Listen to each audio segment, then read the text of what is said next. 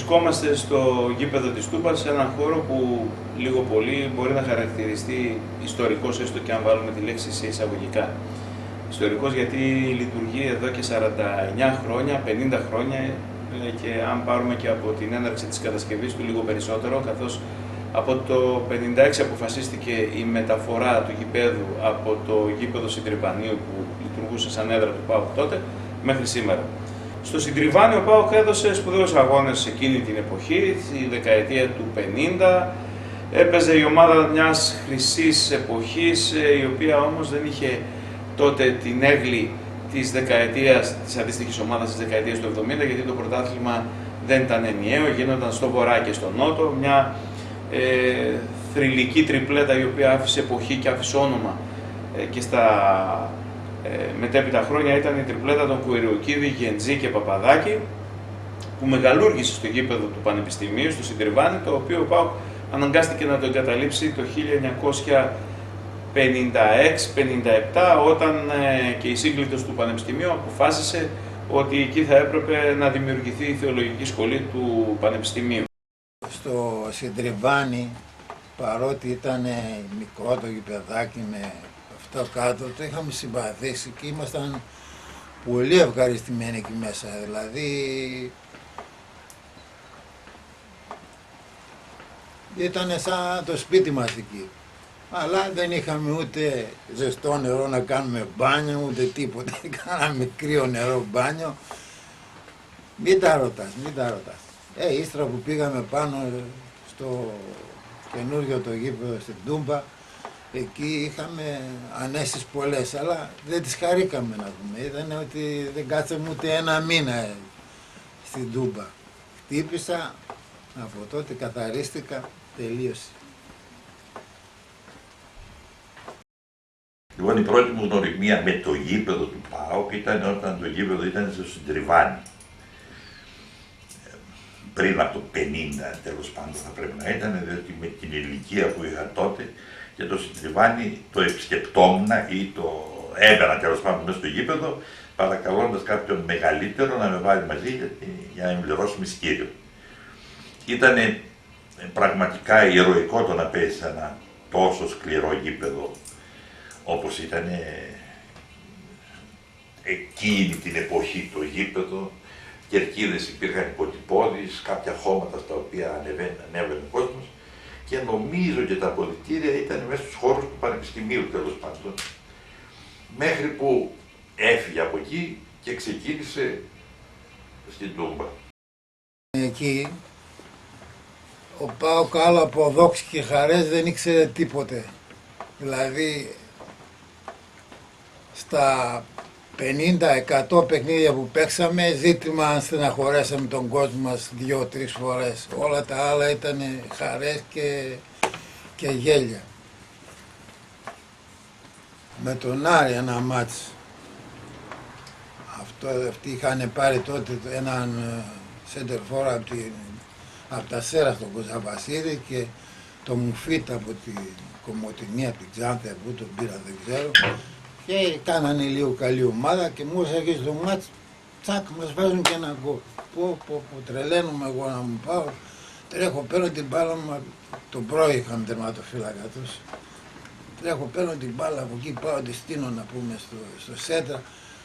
Λέω, γιατί κοίταξε να πούμε απάνω τους, γιατί με τον Άρη είχαμε κόντρες, ας πούμε, αν και τους κερδίζαμε συνέχεια εμείς. Αλλά αυτοί δεν τα βάζαν κάτω, όλο εμείς τα κάνουμε, τα ράνουμε και τώρα που μας βάλαν και τον γκολ, δίνω την μπάλα στο Γετζή με τη δίνη, μπαίνω μέσα, γκολ, σοφαρίζουμε και από εκεί και ύστερα τους βάλαμε 4-1. Είχανε το Βελιάδη τερματοφύλακα αυτοί και τώρα δεν μπορέσαμε να τα κερδίσουμε, λέει πάει, τελείωσε. Αυτή είναι η τύχη μας. Ο ΠΑΟΚ αναγκαστικά ήρθε στο γήπεδο της Τούμπας και εδώ, σε αυτόν τον χώρο, κατάφερε να πάρει αυτή την έκταση που παραχωρήθηκε από το Ταμείο Εθνικής Άμυνας.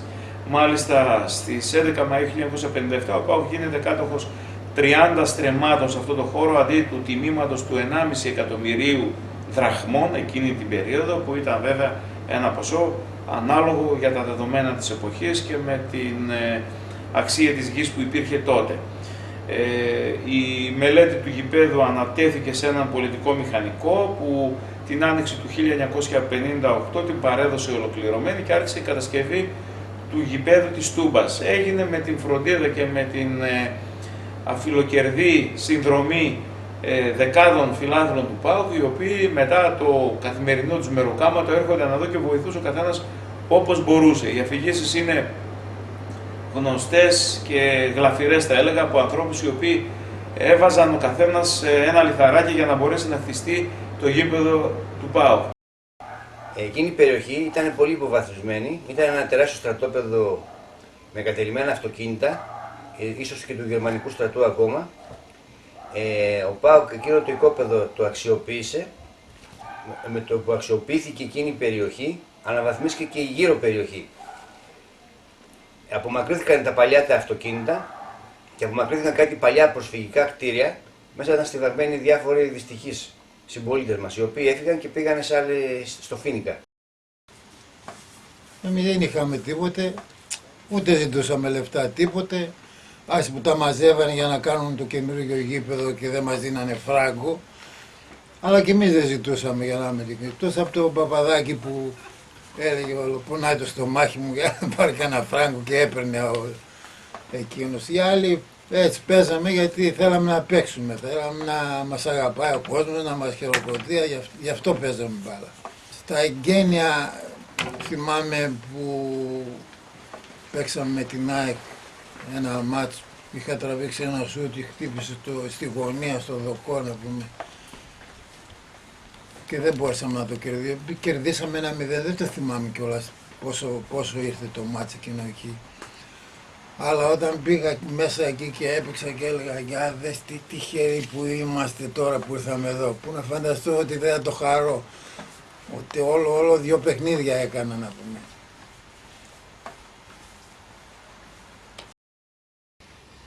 Λοιπόν, με το γήπεδο του ΠΑΟΚ ασχολήθηκα από το 67 και μετά, μέχρι το 69-70 ήμουν έφορος γηπέδου του ΠΑΟΚ. Υπήρχε μια έννοια έφορος γηπέδου τότε, διότι λείπανε πολλά πράγματα από πλευράς εργασιών οικονομικών. Οι κερκίδες έπρεπε να συμπληρωθούν, ο φωτισμός έπρεπε να γίνει, το τατάν, η υποδομή, η περίφραξη και βασικά έπρεπε να δούμε σε τι κατάσταση είναι το γήπεδο. Πριν από το 67 οι τότε διοικήσεις είχαν την πιο ανώδυνη οικονομικά λύση, το να παίρνουν τα μπάζα ή διάφορα χώματα που σκαβόταν εκεί τα διάφορα οικόπεδα και να επεκτείνουν τις κερκίδες επάνω στα χώματα, δηλαδή απλά χώματοκερκίδες. Το γήπεδο δεν είχε καμία σχέση με τη σημερινή του μορφή, ήταν απλώς ένας περιφραγμένος χώρος, μέσα υπήρχαν χώματα, υπήρχαν αμόλοφοι ας το πούμε, και εκεί πέρα υπήρχαν κάποιες κερκίδες. Πιο πολύ ήταν όρθιοι.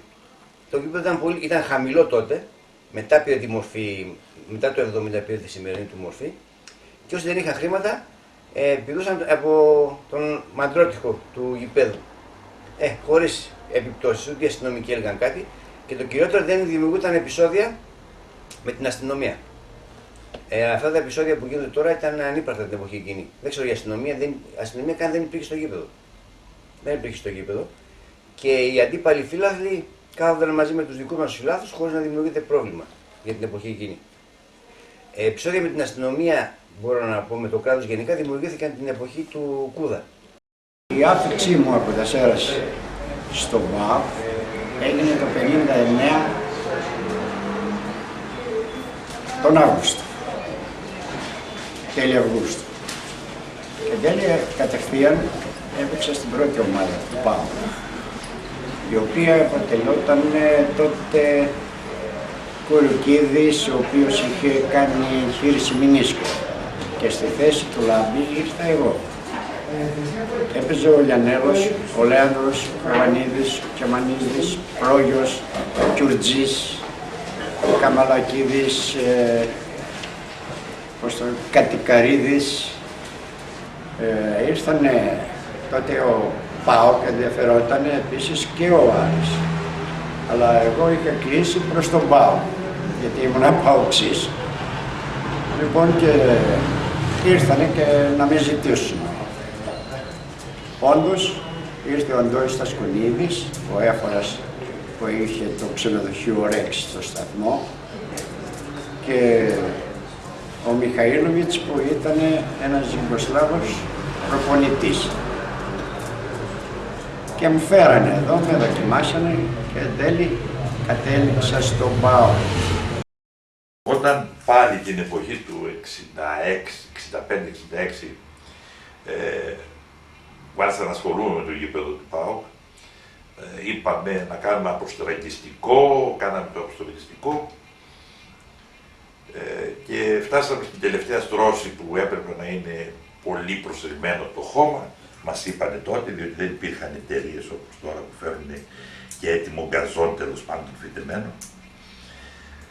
Γκαζόν, χόρτο γηπέδου.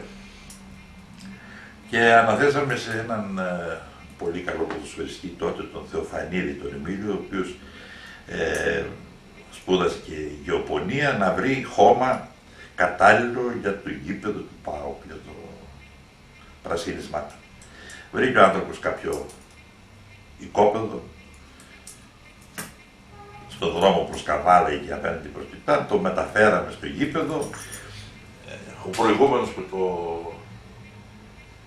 αξιοποιούσε το οικόπεδο, το χωράφι τέλος πάντων αυτόν, έσπαιρνε πατάτες. Δεν μπόρεσε να τις μαζέψει όλες, οπότε με το χώμα μαζί που ήρθε στο γήπεδο ήρθαν και πολλές πατάτες.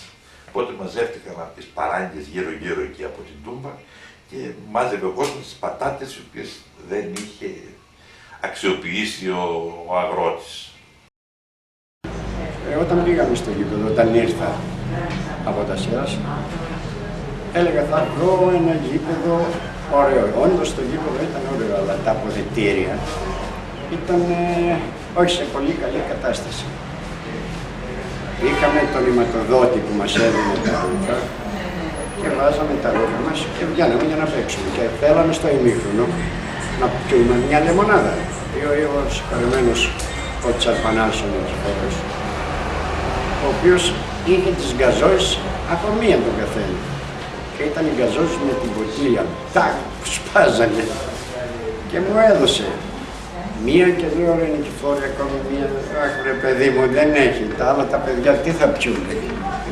Τέλος πάντων, αλλά ήμασταν πάρα πολύ καλοί φίλοι. Όχι μόνο με την ομάδα μας που παίζαμε εκείνη την εποχή, ήμασταν και με τους Αριανούς και με τον Ηρακλή και με τον Απόλλωνα, ήμασταν φίλοι με όλα τα παιδιά. Πολλές φορές πηγαίναμε με τις αραβωνιαστικές μας, με τις γυναίκες μας. Ενώ σήμερα μέσα στην ίδια ομάδα δεν μιλούνται. Φυσικά δεν γνωρίζουν και την ίδια γλώσσα. Πολύ περισσότεροι διαφορετικές γλώσσες μιλάνε. Και έτσι ήταν ευχάριστο. Πολύ ευχάριστο και ήθελα να ήμουν τώρα πάλι έτσι νέος να μπορώ να παίξω και εγώ ξανά.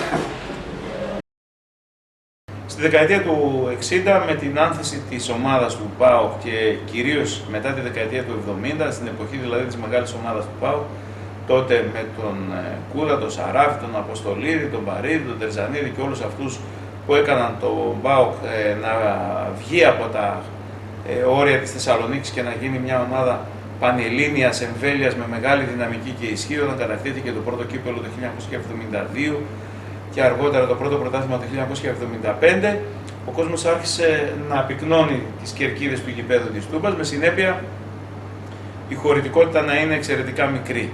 Τότε, επειδή και ο ΠΑΟΚ ήταν σε πολύ καλή κατάσταση από πλευράς παιχνιδιών, το ποδόσφαιρο που έπαιζε εκείνη η ομάδα συγκινούσε όλη την Ελλάδα και όχι μόνο, είχαμε πολλές φορές πρόβλημα εισιτηρίων και βάζαμε περίπου, όχι βάζαμε, δηλαδή κόβαμε περίπου 45-46 εισιτήρια στο ίδιο γήπεδο εννοώ, με 1500 περίπου εισιτήρια άνευ θέσεων, γιατί δεν μπορούσαμε να ανταπεξέλθουμε. Και καταλαβαίνετε και με μια διαρροή, η οποία δυστυχώς υπάρχει πάντα, έμπαινε εκεί μέσα και έβαλε την ομάδα περίπου κόσμος 50.000. Κάθε Σαββατοκύριακο, όποτε έπαιζε η ομάδα, μαζεύονταν μικροπολιτές απ' έξω και πουλούσαν σάντουιτς, αναμνηστικά της ομάδος και πήγαν και πολλά παιδάκια, μεταξύ των οποίων ήμουν και εγώ, και πουλούσαν μαξιλαράκια. Δεν υπήρχε τότε το Αφρολέξ, υπήρχαν μαξιλαράκια, τα οποία ήταν κατασκευής δικής μας, τα κατασκευάζαμε εμείς από νάιλον σακούλες και πριονίδια και άλλα υποπροϊόντα και τα πουλούσαμε στους φιλάθλους. Μόλις τα πουλούσαμε, επειδή ήμασταν πολύ μικροί, ήμασταν 7-8 χρονών, 10, μπαίναμε και εμείς στο γήπεδο χωρίς να πληρώσουμε εισιτήριο. Μας άφηναν οι φύλακες, μπαίναμε παριστάνοντας το παιδί κάποιου κυρίου, κάποιου φιλάθλου. Και όταν τελείωνε ο αγώνας, ξαναμαζεύαμε αυτά τα μαξιλαράκια για να τα πουλήσουμε στον επόμενο αγώνα. Τότε ο κόσμος του ΠΑΟΚ, όπως και σήμερα, που αγαπούσε πάρα πολύ την ομάδα του, την έβλεπε σαν δεύτερο σπίτι, το αποκούμπι, την ελεύθερη ώρα του, την περνούσε σε μια ομάδα που στέγαζε εκτός από την ομάδα τους καημούς και τους προσφυγικούς πόθους των ανθρώπων οι οποίοι είχαν έρθει από τις μακρινές πατρίδες και είχαν εγκατασταθεί στη Θεσσαλονίκη. Το γήπεδο στα πρώτα του χρόνια ήταν με 10-15 περίπου σκάλες και μάλιστα δεν υπήρχαν οι κερκίδες και οι θύρες όπου σήμερα στεγάζονται και βρίσκονται, φιλοξενούνται οι θύρες 7-8 στο πέταλο το δυτικό του σταδίου. Πέρασε και αρκετές περιπέτειες στο γήπεδο, να μην ξεχνάμε ότι το 1980 κατέρευσε ένα μεγάλο τμήμα της κερκίδας στη θύρα 8, 2 χρόνια μετά, 20 μήνες για την ακρίβεια μετά τον σεισμό του 1978 στη Θεσσαλονίκη. Στη δεκαετία του 80 έγινε το στέγαστρο, το οποίο για περίπου 24 χρόνια στέγασε στις κεντρικές θύρες του γηπέδου, στις θύρες 1, 2 και 3, στις λεγόμενες των επισήμων.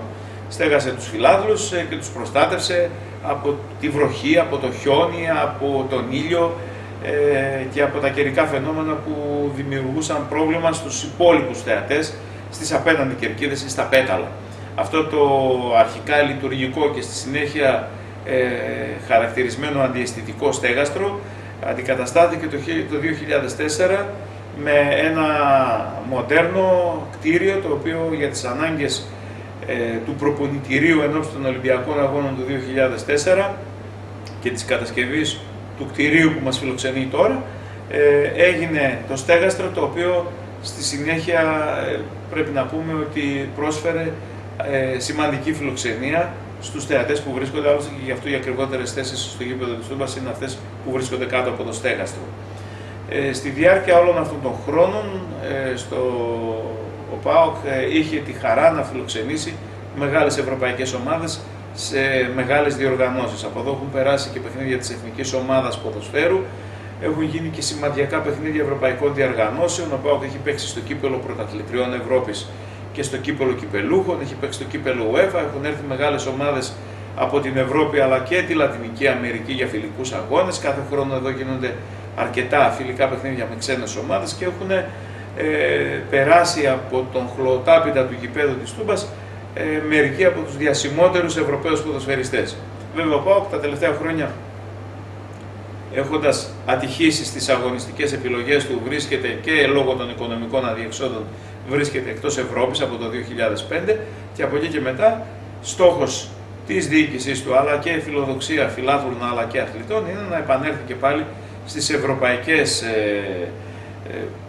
ευρωπαϊκές διοργανώσεις με παιχνίδια τα οποία θα φιλοξενήσει και πάλι η Τούμπα. Ο ΠΑΟΚ ήταν τιμωρημένος από ευρωπαϊκές διοργανώσεις και για μια πενταετία από γεγονότα αρνητικά που συνέβησαν το 1992 από μια ομάδα οπαδών του που προκειμένου να απομακρύνουν τη διοίκηση του Θωμά Βουλινού τότε δεν δίστασαν να διακόψουν ένα παιχνίδι με τη γαλλική Παρίζι Ζερμέν. Αυτό είχε σαν συνέπεια μια βαριά τιμωρία ευρωπαϊκή. Σήμερα λόγω χάρη η χωρητικότητα του γηπέδου είναι τέτοια που δεν αρκεί για τον κόσμο του ΠΑΟΚ, ένα γήπεδο 28.000 δεν φτάνει. Το βλέπουμε και στα κλασικά ντέρμπι που γίνονται. Έχει χαρακτηριστεί σαν ιστορική έδρα, είναι γνωστή η Τούμπα σε όλη την ελληνική επικράτεια και κυρίως και στο εξωτερικό, όπου έχει χαρακτηριστεί από οπαδούς άλλων ομάδων σαν ένα γήπεδο ιδιαίτερα δυνατό, σκληρό, με φανατικό κοινό, με πλήθος κόσμου, το οποίο πάντα βοηθάει την ομάδα του.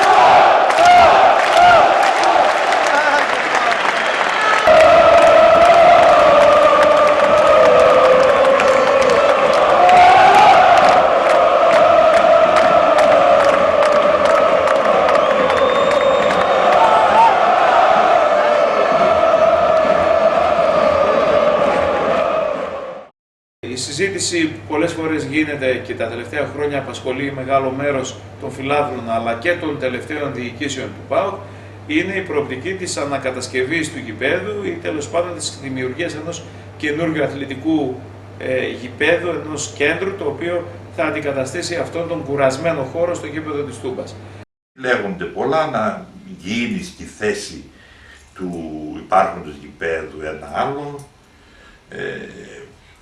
Εγώ προσωπικά το βλέπω δύσκολο, όχι από πλευράς ότι δεν μπορεί να βρεθεί κάποιος που να το εξελίσσει, αλλά είμαι επιφυλακτικός με τους όρους πλέον που έχουν διαμορφωθεί όσον αφορά τα περιβαλλοντικά, ότι εκεί μέσα δεν χωράει ένα γήπεδο αντάξιο με χώρους αξιοποιήσιμους κάτω από το γήπεδο, διότι και μόνο για να εγκριθεί μια τέτοια μελέτη θα πρέπει να προβλέψει θέσεις πάρκινγκ χιλιάδων αυτοκινήτων, διότι η περιβαλλοντική όρη τώρα είναι πλέον πολύ αυστηρή και δεν μπορεί να πει κανείς ότι θα μαζεύει 30.000 κόσμο και δεν θα λάβει μέρη για τα αυτοκίνητα καθόλου. Το γήπεδο είναι σαν μια αρένα. Ο φίλαθλος που μιλάει πάνω στην κερκίδα ακούγεται σαν μεγάφωνο μέσα.